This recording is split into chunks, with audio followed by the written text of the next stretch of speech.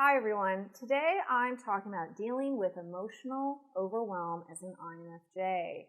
This is a topic that pretty much applies to any INFJ personality type out there, including myself. Now you wouldn't know it to look at us because INFJs tend to have a more stoic or reserved look to their face, especially if they're listening carefully or if we're absorbed in some task or if we're just on our own. And we get that a lot. We get people walking up to us saying, "Are you okay? Or you look so serious. Are you sad?" We tend to have like a serious, sad, thoughtful expression on our faces quite a bit. But that doesn't mean that we don't have intense emotions. Quite the opposite. Now, if we are really extremely emotionally stressed, we will tend to detach from all emotions, but that's in more severe cases. On a day-to-day basis, INFJs inside go through quite the gamut of intense emotion. It could be if we're listening to a sad song or even just a song that feels very poignant.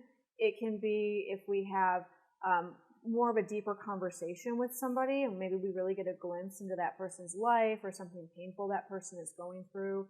If we witness any sort of conflict, if we're in any sort of conflict, basically if we come into contact with a lot of the normal everyday stuff that goes on in the world, we experience kind of an avalanche of emotion around it. Even on the outside, we will still maintain that reserved, stoic look. So a lot of people think, we're kind of detached or aloof or not much is going on with us, but that's really not the case. Now, much of the time, because we have such intense emotions, we tend to avoid our own emotions, and we do this as a coping mechanism.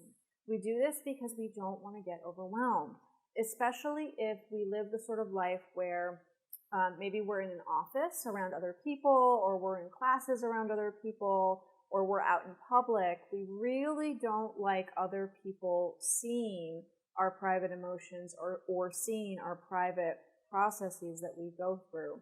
So we tend to mask when we're around other people.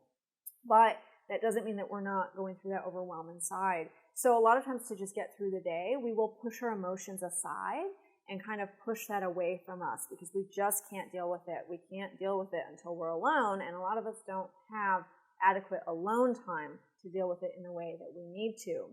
One of the things we will do to avoid our own emotions is we will focus on other people's emotions. So if we're in the workplace or we're in school or we're in a group setting, we will sort of shove what we're feeling down and then become hyper vigilant about what everyone else is feeling. Like, oh, well, I see Joe has an upset look on his face. Oh, I'm kind of getting agitated energy from him. I know he's not happy with the new rearrangement at work.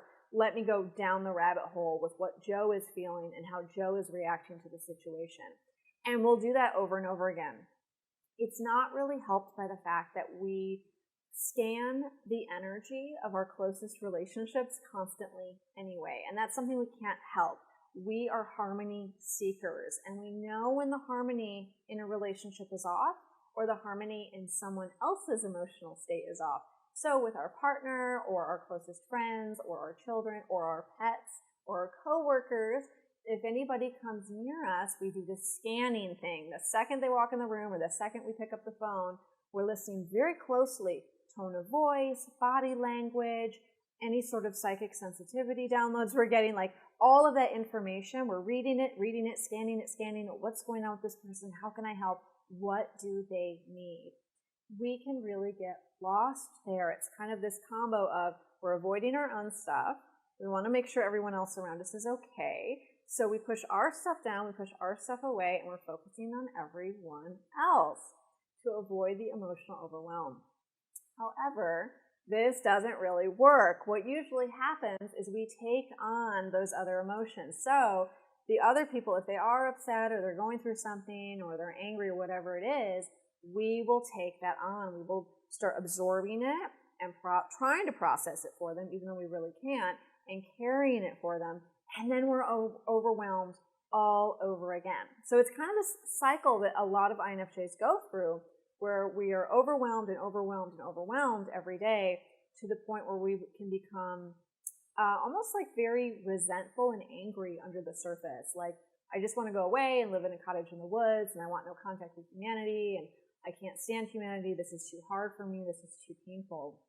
And that's a really hard place for an INFJ to be in, because the truth is we actually love people and we need people and we need relationships to thrive. We really need relationships, good relationships, healthy relationships. That's where our sweet spot is. So we start cutting ourselves off from that can be very bad.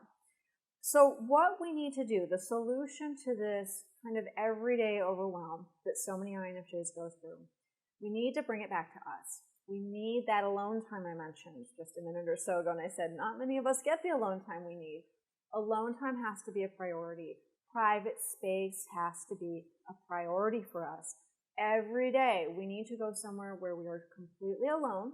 It's completely private, so we don't feel like anyone else is observing us, which we really don't like. And we can also feel like there's no one else around, so we're not absorbing anyone else's energy. And when we're in that alone, quiet, private space, that's when we unpack our feelings. That's when we look and say, okay, what am I feeling? When did this happen today? What can I link it to? That's interesting. Okay, this is coming up for me. This is coming up for me. Oh, I'm getting really sad. I feel like I need to cry. Okay, I'm going to cry. Okay, I'm going to put myself back together. What was that about, right? So this might take 30 minutes. This might take an hour. It's not an all-day thing, but we do need adequate time to really examine and process our own emotions and start putting them together into a pattern, because that's when things start to make sense to us. That's when things start to settle down, and that big emotional overwhelm cloud can sort of dissolve and settle is when we see the pattern.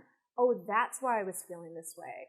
That's what happened when I got triggered in that way. That always happens when that thing happens. These two things go together. These three things go together. We can start putting together that emotional pattern for ourselves and start really calming down, processing our own emotions.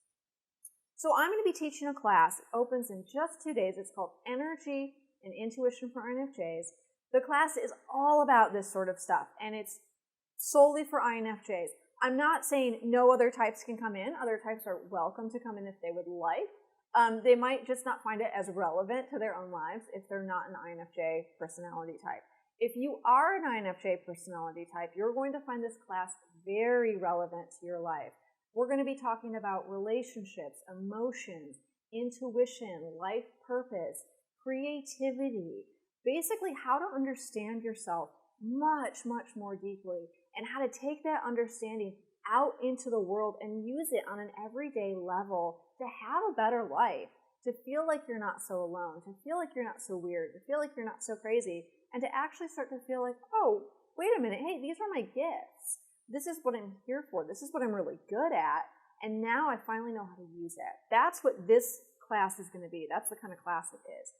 If you have any questions about the class, please feel free to email me. There's a contact form on my website, laurensapala.com. If you're getting this in my newsletter, just hit reply to the newsletter. Send me any questions, big or small. You can leave questions in the comments box if you're watching this on YouTube.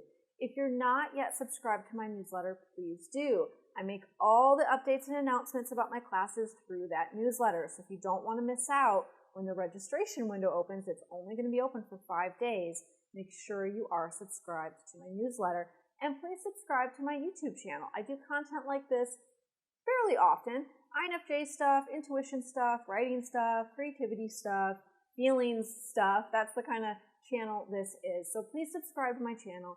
Please subscribe to my newsletter. For those of you who are going to join the class, I'm so excited to have you. I think we're going to have a really great 4-week class. I tend to do a lot of different types of classes, and I've never done one focused just on INFJs before. So I think this is going to be a really unique experience, and you will definitely meet other INFJs, which I know is kind of a really sore spot for a lot of INFJs, is that they don't know any other INFJs. I talk to so many INFJ personality types all the time, and they say, I don't know anyone else but you who's an INFJ. And I say, well, I think I know every other INFJ in the entire world. I know, like hundreds of them. So I will tell you right now, getting to know other INFJs can be a huge turning point in your life. I know it really was for me. It's kind of like you go around this corner and you never come back. Suddenly you're like, oh, I'm not the only one. I'm totally not crazy. There are other people out there like me, and they're really, really wonderful people, and I finally feel at home. Anyway, again, if you have questions, please send me questions. If you don't and you're just ready to join the class, I will see you in just a few days. Thanks so much, everyone.